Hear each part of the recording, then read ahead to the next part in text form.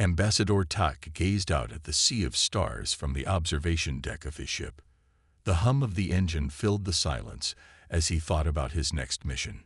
Earth, a small blue planet on the outer rim of the galaxy. He had seen the reports. Humans were still fighting wars over land and resources. They had only sent a few primitive spacecraft beyond their own moon. They burned fossil fuels. They seemed unremarkable. "Ambassador, we will reach Earth orbit in 6 hours," said his assistant June, approaching with a data tablet. Tak nodded. "Thank you, June. Have you reviewed the cultural briefing?" "Yes, sir. Humans are quite varied. They have thousands of languages, though a few are dominant. They organize into nearly 200 political units called nations. They are emotional and unpredictable." Tak smiled slightly. After 3 centuries as a diplomat, he had seen it all. New species always seemed unique to themselves, but they all followed predictable patterns of development. Earth would be no different. "The Council has allocated 1 standard cycle for this mission," Jum continued. "They believe that will be sufficient for preliminary contact." "More than enough," Tak agreed, turning from the viewport. "Prepare the usual diplomatic package. The standard welcome message, cultural exchange materials, and basic technology offerings." Back in his quarters, Tak reviewed the mission parameters once more. The Confederation had strict protocols for first contact. Observe first. Approach carefully. Assess threat level. Share only approved technologies. Earth had been under distant observation for decades, but Tak would be the first to make direct contact with its leaders. He watched recordings of human activities, their cities bustling with vehicles, their entertainment programs, their sports competitions.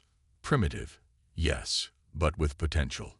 Like all young species, they would need guidance to join the galactic community. "Sir, incoming message from the Council." Jum's voice came through the communication system. Tak activated his screen to see Council Leader Min's stern face. "Ambassador Tak, a final briefing before your arrival at Earth," Min said. "Our scientists have detected concerning patterns in human behavior. They show unusual aggression toward their own kind and their environment. Proceed with extra caution."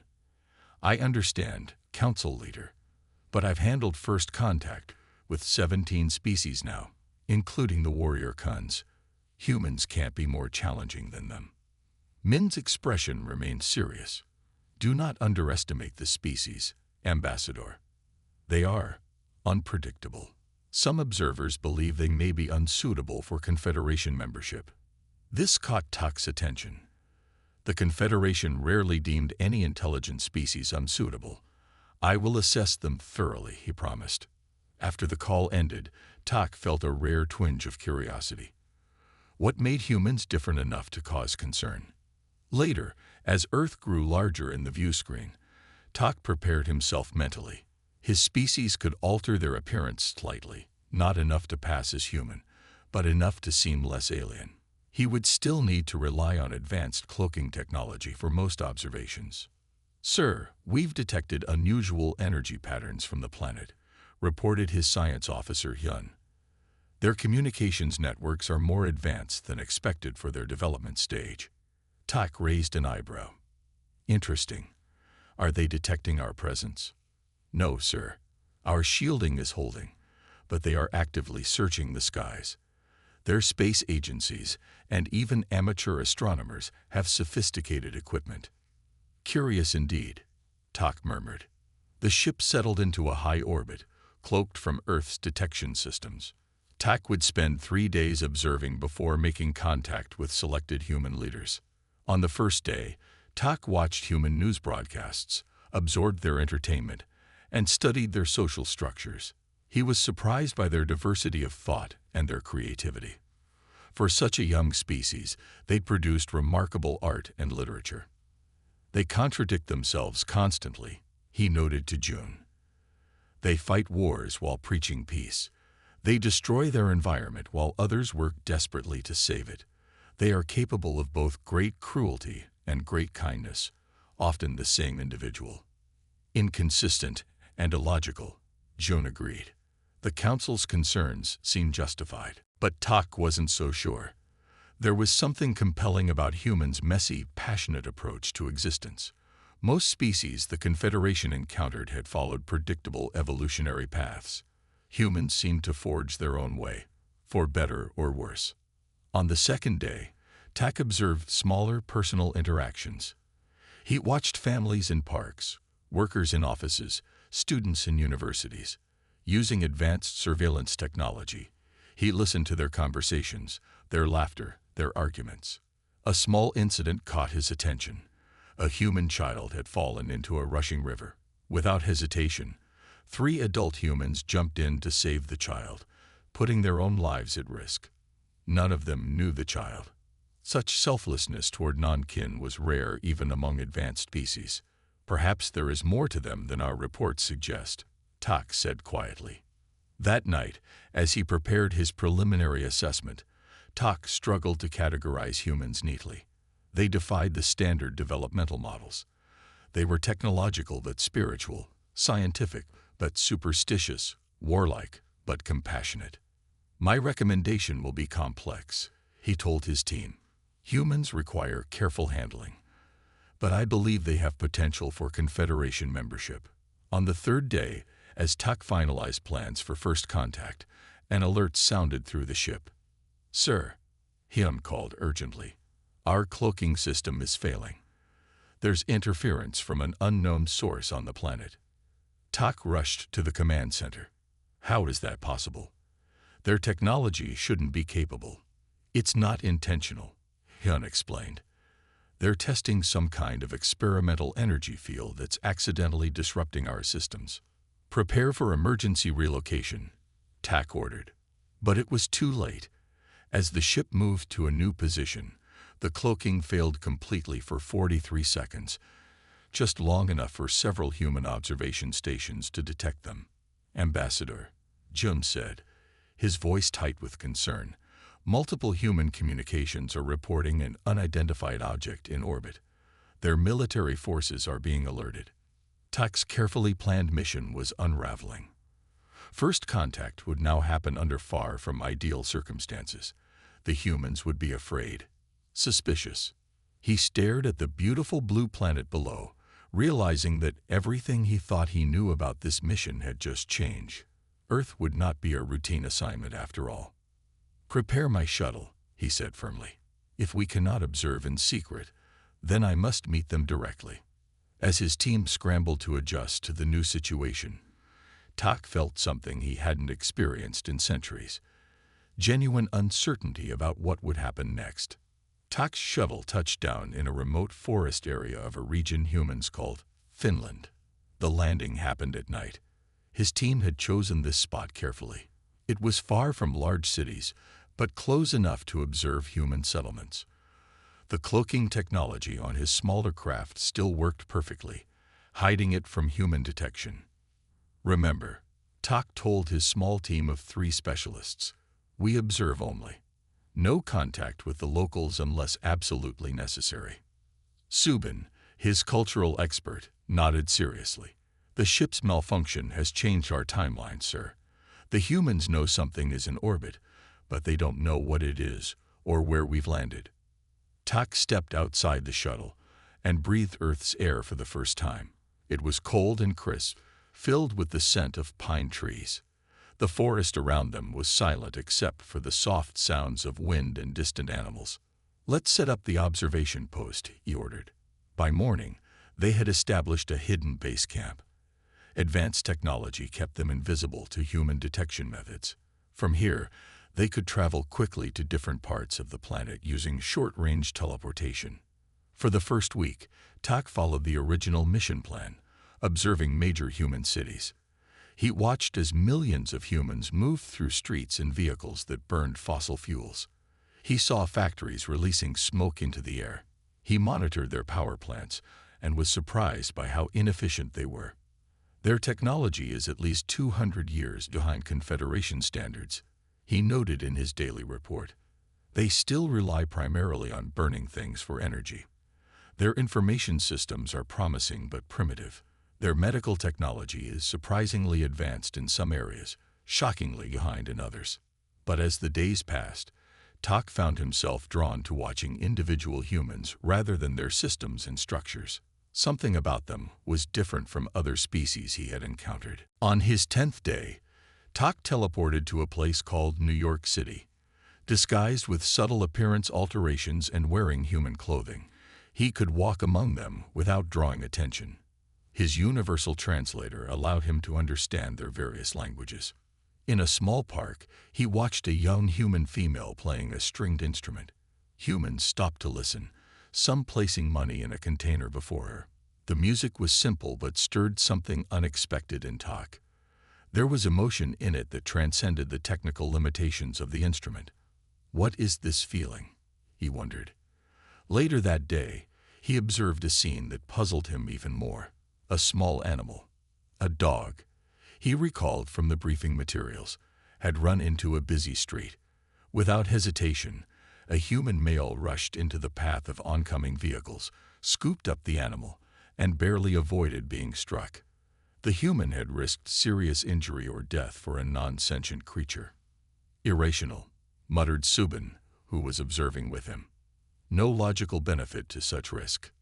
But Tak wasn't so sure. Perhaps there's a different kind of logic at work here.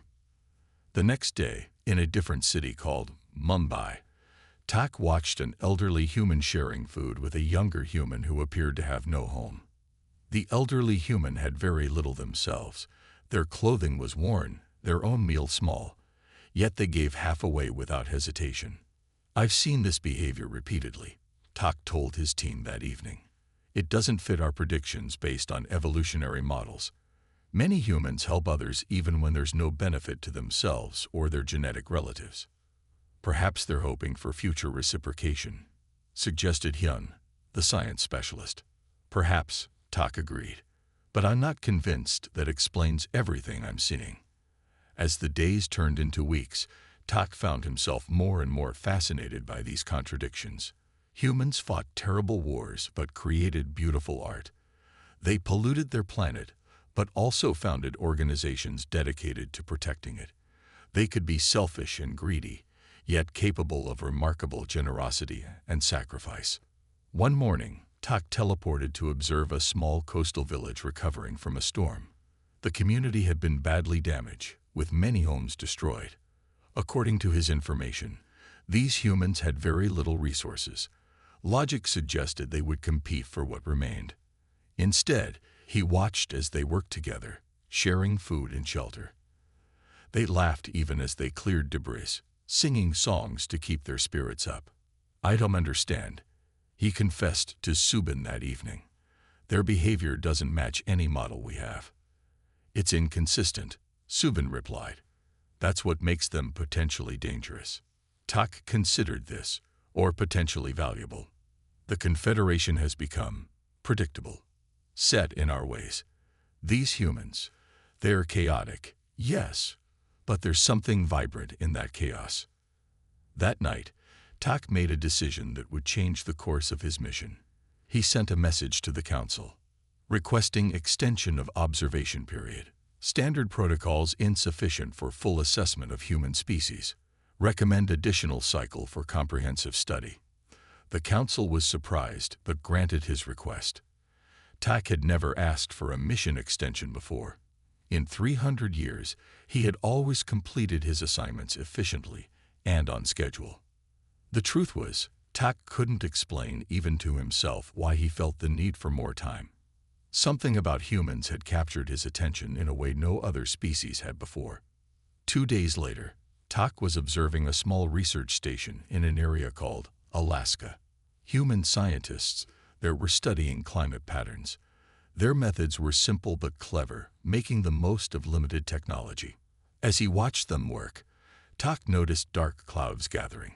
The humans noticed too, quickly securing their equipment against the coming storm. We should return to base, Subin suggested. This storm looks severe. In a moment, Tak said, intrigued by how the humans were preparing. The storm hit with unexpected force. Wind and snow whipped around the research station. Through the monitoring devices, Tak could hear alarms blaring inside. One of the buildings caught fire despite the snow.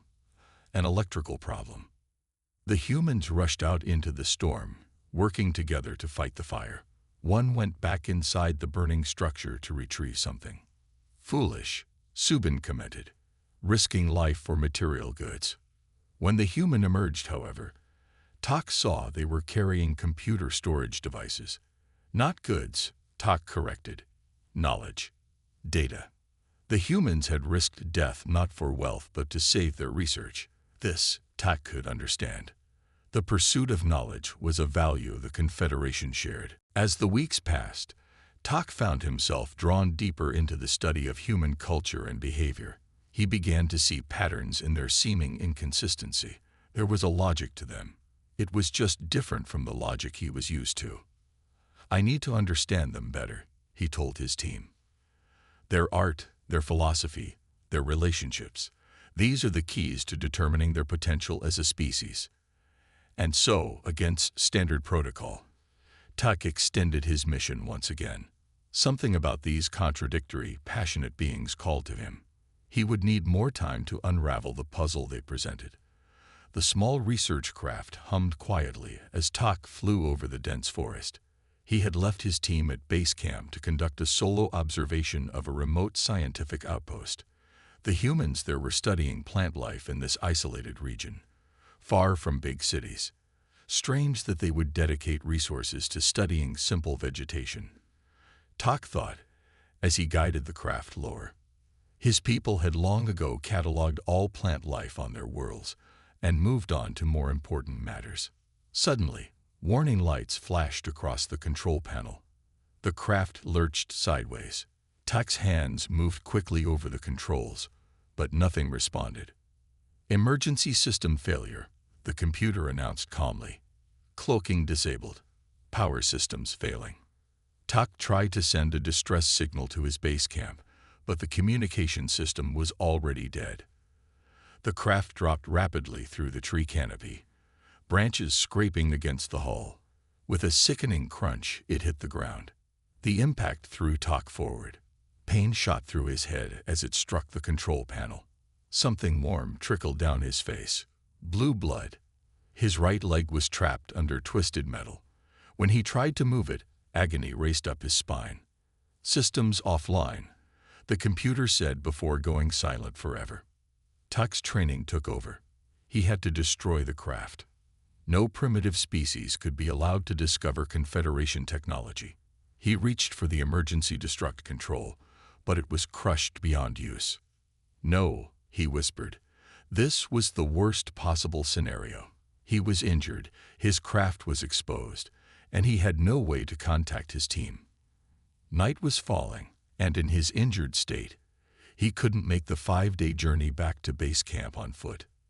As darkness settled over the forest, Tak drifted in and out of consciousness. The pain in his leg grew worse.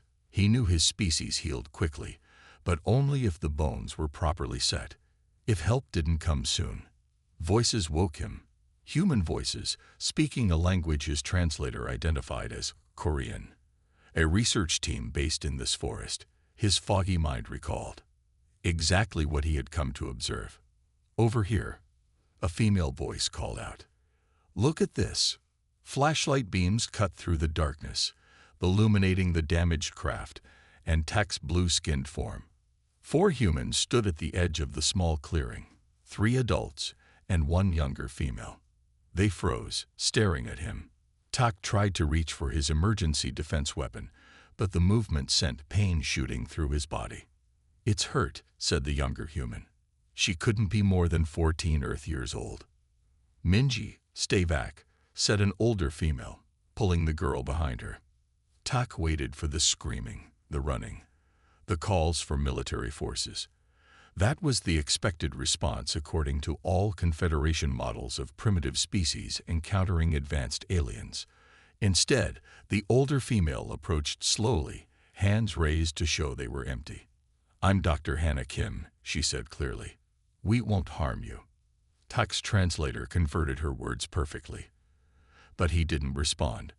This was not protocol. He should minimize contact until his team found him. The woman turned to her companions. Jinwoo, get the medical kit from the truck. Do-yun, bring water and blankets. The two male humans hurried away while Dr. Hana crouched a safe distance from Tak. You're injured, she said simply. Your leg is trapped. We can help. Tak remained silent, assessing his options. He could attempt to use his limited telepathic abilities to make them forget seeing him, but in his weakened state, he might not succeed with 4 humans. The young girl, Minji, stepped forward despite her mother's earlier warning. Are you from space? She asked, her eyes wide with curiosity rather than fear. Before Tak could decide how to respond, the 2 male humans returned. One carried a box with a red symbol on it, the other blankets and water. The metal is crushing his leg, Dr. Hana said, examining the situation. Do-yun, can you lift it? The taller human nodded. I'll try, but we should stabilize it first, so it doesn't shift and cause more damage. Tak watched in disbelief as the humans worked together to free him. They showed no disgust at his alien appearance, his blue skin, the ridge along his skull, his 4-fingered hands. They worked with careful efficiency. When they finally lifted the metal away, Tak couldn't suppress a groan of pain. The bone is broken, Dr. Hana said, examining his leg with gentle hands. I'm a biologist, not a medical doctor, but I can set it and make a splint. She looked directly into Tak's large silver eyes. This will hurt. I'm sorry. To his surprise, she truly did seem sorry. There was compassion in her expression. When she set the bone, Tak nearly lost consciousness again. The humans then wrapped his leg carefully and gave him water. Thank you, Tak finally said, his voice rough with pain. The humans startled slightly at hearing him speak their language. You understand us, Dr. Hana said. It wasn't a question. Tak nodded once. Yes. We need to move you somewhere safe, said Jinwoo, the shorter male human. People will come looking for whatever crashed here. Military, government people.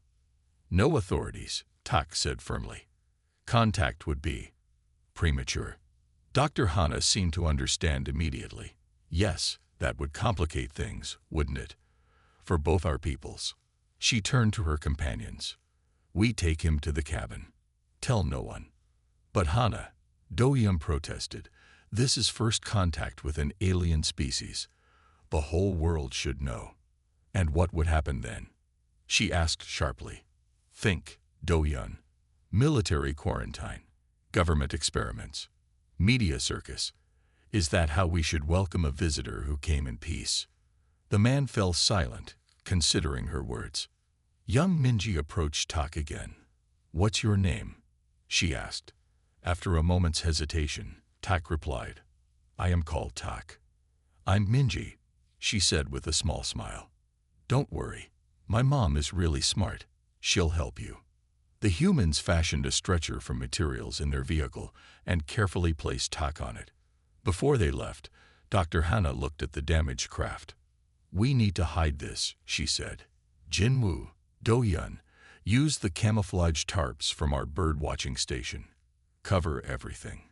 Tomorrow we'll come back and conceal it better. As they carried him through the dark forest, Tak's mind raced. Nothing in his centuries of diplomatic training had prepared him for this scenario. These humans were acting against all predictions. They should fear him, report him, seek advantage from his technology. Instead, they were helping him and hiding his presence. Why are you doing this? He finally asked Dr. Hana, who walked beside the stretcher. She was quiet for a moment before answering. Because it's right. You're hurt and alone on a strange world. Whatever our differences, compassion should come first. At the small research cabin, they'd made Tak comfortable on a bed. Dr. Hana cleaned his head wound while Minji brought him more water. Your blood is blue, Minji observed with scientific interest rather than disgust. Yes, Tak replied simply. Does your family know where you are? She asked. Are they worried? The question caught Tak off guard. No one had ever asked about his family during a diplomatic mission. "My team will search for me," he said after a moment. Dr. Hana appeared with food. "I don't know what you eat, but try this if you can. You need strength to heal." That night, as the humans slept, Tak lay awake thinking. He had come to study humans as a superior being observing a primitive species. Now he was dependent on their goodwill and compassion, qualities his people had long ago decided were less important than efficiency and logic. Dr. Hana had protected him not for gain or advantage, but because she believed it was right. This simple idea troubled Tak deeply as he finally drifted to sleep in the quiet cabin, surrounded by humans who had every reason to fear him, but had chosen kindness instead. Tak sat by the window of the small cabin, watching rain fall on the forest. 2 weeks had passed since the crash. His leg was healing well, faster than the humans expected, but slower than normal for his species. Dr. Hana had removed the splint yesterday and seemed pleased with his progress. "Good morning," Minji said, entering the main room. The young human carried a tray with a bowl of rice, vegetables, and tea. "Mom says you should try to walk more today." Tak nodded. "Thank you, Minji." At first he had spoken little, answering questions with the shortest possible replies. But as days passed, he found himself talking more freely with these humans, especially Minji, whose curiosity seemed endless. "Did you sleep well?" she asked, setting down the tray. "Yes, I dreamed of home," Tak admitted. "Do you miss it?" Tak considered the question. "I miss certain aspects, the libraries, the calm." "Your family?" "My kind doesn't form family units as humans do. We have—" He paused, struggling to translate the concept. "Functional groups." Minji frowned. "That sounds lonely." Did it? Tak had never thought of his life as lonely before meeting these humans. The door opened, and Dr. Hana entered with Jinwoo. They carried equipment from their research site. "How's our patient?" Dr. Hana asked with a smile. "I am well," Tak replied. "Your care has been exceptional." Do-hyun arrived last, carrying books and a small electronic device. "I brought what you asked for, Tak. History texts and a tablet with music files." Tak had begun asking for human knowledge, not about their technology, which was primitive, but about their cultures, their history, their arts. He found these subjects unexpectedly fascinating. After breakfast, Tak practiced walking. Dr. Hana supported him as he moved around the cabin, his legs still stiff but functional. "Your recovery rate is remarkable," she observed. "Is everyone from your world like this?" "Yes," Tak said. "Our medical science surpassed yours thousands of years ago. Our bodies are optimized." "Yet you still feel pain," she noted. "Pain serves a purpose," Tak replied. "We kept it while eliminating its unnecessary aspects." Dr. Hana's eyes showed keen interest. "So your people engineered yourselves?" "Over many generations, yes. We improved what was inefficient." Later, while the scientists worked at their research stations, Tak sat with Minji.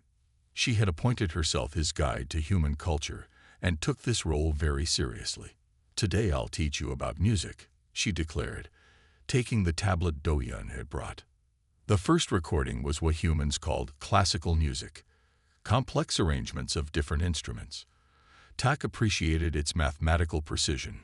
This composer, Baksh, was a genius with patterns, Minji explained. Next came something called jazz. This confused Tak. The musicians seemed to be playing different things, yet somehow it worked together. "They're improvising," Minji said, "making it up as they go along, but following certain rules." "Inefficient," Tak noted. "Why not simply plan the optimal arrangement beforehand?" Minji laughed. "Because then you'd miss all the surprising beautiful moments that happen by accident." The concept of beautiful accidents was foreign to Tak. On his world, accidents were failures to be corrected. That evening, everyone gathered for dinner. These shared meals had become important to Tak, though he couldn't explain why. Humans talked while eating, about their day, their thoughts, sometimes arguing over ideas. The Confederation considered eating a purely functional activity, done quickly and alone. I made progress with the new plant samples today, Dr. Hana said, passing a dish to Jinwoo. The enzyme patterns are fascinating. I still think we should publish, Do-hyun said, returning to an ongoing disagreement. This discovery could advance medicine significantly and risk exposing our location, Jinwoo countered. With the military still searching for the unidentified object that crashed, too dangerous. Tak watched them debate, noticing how they disagreed without anger. They held different opinions but respected each other. This was different from Confederation meetings where consensus was reached quickly and disagreement was rare. After dinner, Dr. Hana showed Tak human art on the tablet, paintings from different periods and cultures. This one is my favorite, she said, displaying an image of a night sky with swirling stars. It's called Starry Night by an artist named Van Gogh. Tak studied it carefully. It's inaccurate. Stars don't move in that pattern. Dr. Hana smiled. It's not meant to be accurate. It's how the stars felt to him. Felt. Tak was puzzled. Stars don't create emotional responses. They do for us, she said softly. Looking at stars makes many humans feel small but connected to something vast and beautiful. Tak looked at the painting again, trying to understand. Something in the swirling patterns did create an unusual sensation in him, not quite an emotion, but something he couldn't name. Days passed. Tak's leg healed completely. He should have contacted his team, but he kept delaying. There was still too much to learn. One rainy afternoon, Minji read to him from human books, stories about imaginary worlds and impossible things. Why create elaborate falsehoods? Tak asked. What purpose does fiction serve? It helps us understand ourselves better. Minji replied with the confidence of someone stating an obvious truth. Stories let us try on different lives and see the world through other eyes. That night, unable to sleep, Tak found Dr. Hana also awake, sitting outside under the cabin's small roof, watching the rain. May I join you? He asked. She nodded, and he sat beside her. Your daughter is remarkable, Tak said. Her mind works differently than adult humans. Children often see truth more clearly than we do, Dr. Hana replied. We haven't taught them all our limitations yet. They sat in comfortable silence for a while. When I was young, Dr. Hana finally said, I wanted to be an astronaut. I dreamed of meeting beings from other worlds. She smiled. Life takes strange paths. Why didn't you become an astronaut? Tak asked. My father died. My mother needed help with Minji. Life changed, so I changed with it. Tak considered this. My people don't change careers. We are assessed as children and assigned optimal roles.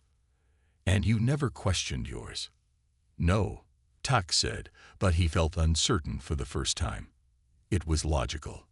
But was it fulfilling? Tak had never considered fulfillment as a criterion for his work. Efficiency, yes. Success, yes. But personal satisfaction, that was not a Confederation value. The next day, Jinwoo brought a string instrument called a guitar. He played simple songs, then offered to teach Tak. I have no musical training, Tak protested. No one does until they start. Jinwoo laughed. Tak's long fingers struggled with the strings at first. The sounds he produced were discordant, but after an hour of practice, he could play a simple pattern. You're a natural, Jinwoo encouraged him. Something strange happened as Tak played. A warm feeling spread through him. Pride, perhaps. He had created something imperfect but his own. That evening, after 3 weeks with the humans, Tak made a decision. He needed to contact his team. His mission had changed in ways he couldn't have predicted, but it was still a mission. I must leave soon, he told Dr. Hana as they walked in the forest. My people will be searching for me. She nodded, looking sad but understanding. We knew you couldn't stay forever. What you've shown me, your family, your way of life. It has changed something in me, Tak admitted. I don't have words for it. Dr. Hana smiled. That's very human of you. For the first time in his long life, Tak felt that was a compliment. Tak stood at the edge of the forest clearing, watching the night sky. He had sent his emergency signal 3 hours ago. His team would be coming soon. Behind him, the small cabin glowed with warm light. Inside, Dr. Hana, Minji, Jinwoo, and Do-young were preparing a special meal, what they called a farewell dinner. A soft humming sound made Tak look up. A small craft appeared, its lights blinking as it descended toward the clearing. His team had found him at last. Minji rushed out of the cabin. Is that them? Your people? Tak nodded. Yes, that is the extraction team. The craft landed softly on the grass. Its door slid open, and 3 figures emerged, Jum, Subin, and Hyun. They froze when they saw the human girl standing beside Tak. Ambassador, Jum said stiffly, you have violated contact protocols. The situation required adaptation. Tak replied calmly. Come inside. There are people you should meet. His team members exchanged alarmed glances. This was not standard procedure. But they followed Tak toward the cabin. Inside, Dr. Hana greeted them with remarkable composure. Welcome to Earth, she said simply. June looked at Tak with disbelief. Sir, we must leave immediately. The mission is compromised. The mission has evolved, Tak corrected. These humans saved my life when my craft crashed. They have protected me from their authorities. They deserve our respect. Suvin scanned the room with suspicious eyes. How do we know they haven't contacted others? This could be a trap. Dr. Hana stepped forward. We gave our word to Tak. No one knows he's here except the 4 of us. And why would you do that? Han asked. What do you want in return? Do-young laughed. Want? We wanted to help someone who was hurt. Does everything require payment where you come from? The team members seemed confused by this response. Tak understood their confusion. He had felt the same way when these humans first helped him. Please, Minji said, at least stay for dinner before you go. To Tak's surprise, his team agreed. They sat awkwardly at the table while the humans served food. Slowly, as the meal progressed, the tension eased. Minji asked questions about their world. Jinwoo told jokes that needed careful translation. Dr. Hana discussed scientific concepts with Hyun. Later, as they prepared to leave, Tak made an unexpected announcement. I am invoking Special Diplomatic Protocol 7. Jum's eyes widened. Sir, that's for advanced species only. It grants formal recognition and... I know what it means, Tak interrupted. And I have made my decision. Tak turned to Dr. Hana and her colleagues. Under our laws, I am designating you as Earth's first official representatives to the Galactic Confederation. What does that mean? Dr. Hana asked. It means your world has been recognized as having special potential. The normal integration timeline, which would have kept our civilizations separate for another 200 years, will be accelerated. Do-young looked stunned. You're saying Earth will join some kind of galactic alliance? Eventually, yes. But first, we will establish limited contact through designated representatives. Tak gestured to the 4 humans. You. Subin stepped forward. Ambassador, the Council will never approve this. It violates all standard protocols. Then the protocols are flawed, Tak said firmly. These humans have shown qualities our own civilization has forgotten. The Confederation needs their perspective. Before leaving, Tak gave Dr. Hana a small communication device. This will allow us to contact each other. Use it only in emergency or when you have important information to share. Minji hugged him tightly, a human gesture he had come to appreciate. Will we see you again? Yes, Tak promised. I will return. As they boarded the craft, Jum was still protesting. The Council will demand an explanation. This is unprecedented. Then I will give them one. Tak said as the door closed. The flight back to the main ship was tense. Tak spent the time preparing his report, the most important document of his long career. When they reached the ship, Council Leader Min was waiting via holographic projection. Her expression was severe. Ambassador Tak, explain yourself. You have been missing for weeks, and now you invoke Protocol 7 for a primitive species. Tak stood tall before the projection. Respected leader, I request a full council hearing. What I have learned about humans cannot be conveyed in a simple report. This is highly irregular, Min said, but given your distinguished service, it will be granted. 2 days later, Tak stood before the full Confederation Council. 50 leaders from the most advanced civilizations in the galaxy waited to hear his explanation. Esteemed Council, Tak began, I came to Earth expecting to find another developing species, notable only for their place on our integration timeline. What I found instead challenges everything we believe about civilization. He described his time with the humans, their compassion, their creativity, their capacity for growth and change. Humans contain contradictions we have engineered out of our own societies, Tak continued. They are illogical yet brilliant, emotional yet rational, chaotic yet capable of great harmony. They create art that serves no purpose except to express feeling. They tell stories about things that never happen to understand truths they cannot explain. Council Member Kang interrupted. These sound like weaknesses, not strengths. I thought so too, Tak admitted. But now I believe these are qualities we have lost.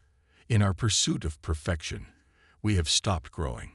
Humans are still becoming. They change throughout their lives. They question themselves.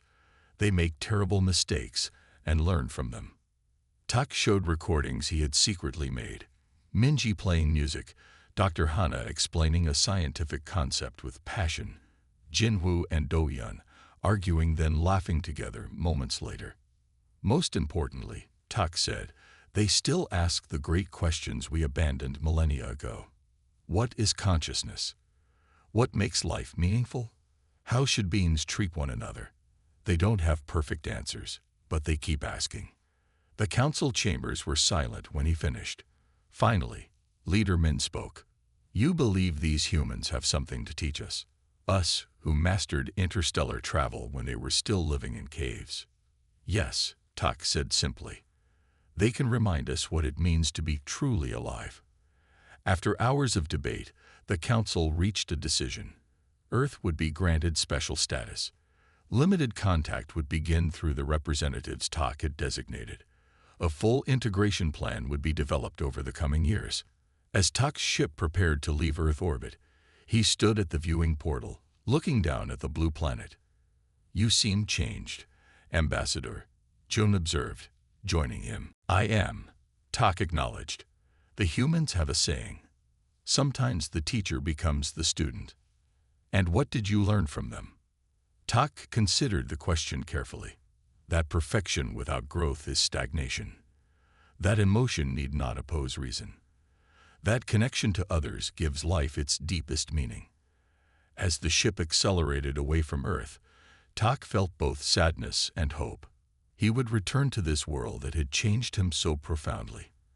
And next time, he would come not just as an ambassador of the Confederation to Earth, but as an ambassador of Earth to the Confederation. In his quarters, he opened a small box containing gifts from his human friends, a book of poetry, a simple wooden carving Minji had made, and a recording of music they had played together. For the first time in his long life, Tak felt something he had never experienced before. He felt homesick for a place that was not his home. The end.